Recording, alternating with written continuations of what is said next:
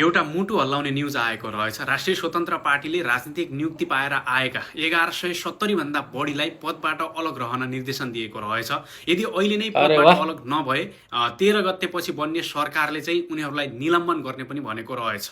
अब कस्ता व्यक्तिलाई वाह, भनेको हो भने गजब राजनीतिक समाचार। नियुक्ति पाएका, संवैधानिक नियुक्ति पाएका गभर्नर हो अनि राजदूत, विशेष दूत, उपकुलपति, कुलपति जो उच्च पदस्थमा रहेका छन्, जसले शक्ति र सत्ताको आडमा रहेर नियुक्ति पाएका थिए, लोकसेवाबाट उम्, नाम निकाले आएका बाहेक है, लोकसेवामा उत्तीर्ण भएर आएका बाहेक जसले राजनीतिकबाट नियुक्ति पाएका थिए, कुनै ठुला पार्टीबाट सत्तामा रहेका हुँदाखेरि आफ्नो पार्टी सत्तामा हुँदा आएका थिए, उनीहरूलाई चाहिँ पद छाडिदिन अहिले नै पदबाट अलग रहन निर्देशन दिएको हो। यो कुरा राष्ट्रिय स्वतन्त्र पार्टीको वाह, करार पत्रमा पनि लेखिएको छ र अस्ति भर्खरै रवि लामिछानेले भनेको पनि हुन्।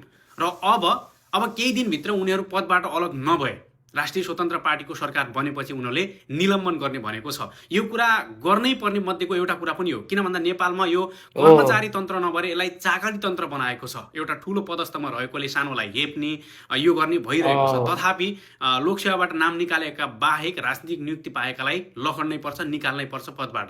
र यसलाई के पनि भनेको छ भने यसमा अब छान्दाखेरि चाहिँ यसमा मेरिट र क्षमताका आधारमा हैन, उनीहरूको उम्, एबिलिटीका आधारमा, गुड। उनीहरूको क्यापेसिटीका आधारमा छान्ने भनेर पनि भनेको छ। एकदम मलाई यो कुरा चाहिँ मन पर्यो, किन भन्दा नेपालमा अहिले मलाई नि पनि मन पर्यो है, राजनीतिकमा सबैलाई मन आडमा परिरहेछ। रहेर नियुक्ति पाएका, उनीहरूको केही योग्यता छैन, तै पनि ठुलो पदमा बसेर तल्लो पदमा रहेकाहरूलाई हेप्ने प्रवृत्ति यो कर्मचारी तन्त्र नभएर चाकडी तन्त्र बनाएकाहरू धेरै छन्।